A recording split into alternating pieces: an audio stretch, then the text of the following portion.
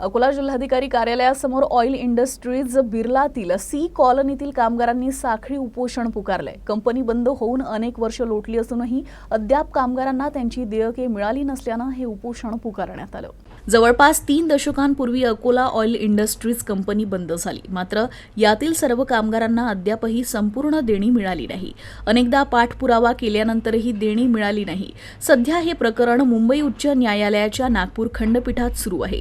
सुनावणी सुरू असताना 70 कुटुंबांना घरे खाली करण्याबाबत नोटीस बजावण्यात आली आहे।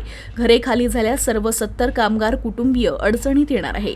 त्यामुळे कामगारांनी जिल्हाधिकारी कार्यालयासमोर साखळी उपोषण पुकारलं आहे। दरम्यान बुधवारी शिवसेनेच्या ठाकरे गटाचे आमदार नितीन देशमुख, जिल्हा प्रमुख गोपाल दातकर, पूर्वचे प्रमुख राहुल कराळे, पश्चिमचे प्रमुख राजेश मिश्रा, जिल्हा परिषद सदस्य प्रशांत अढाऊ, गोपाल भटकर यांनी उपोषणकर्त्यांची भेट घेतली।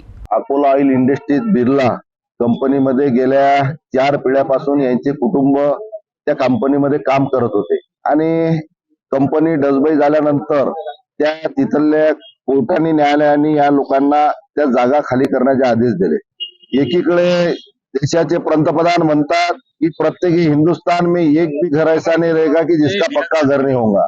दुसरीकडे हे कामगार मजूर ज्या बिर्ला कॉलनीमध्ये गेल्या 70 वर्षापासून आपल्या कुटुंबात संग राहतात, त्यांना बेघर करण्याचा निर्णय स्थानिक काही राजकीय पुढाऱ्यांनी हायकोर्टाच्या माध्यमातून करण्याचा प्रयत्न केला, परंतु हायकोर्टाने सुद्धा यांना त्या जागा खाली करण्याचे आदेश दिले।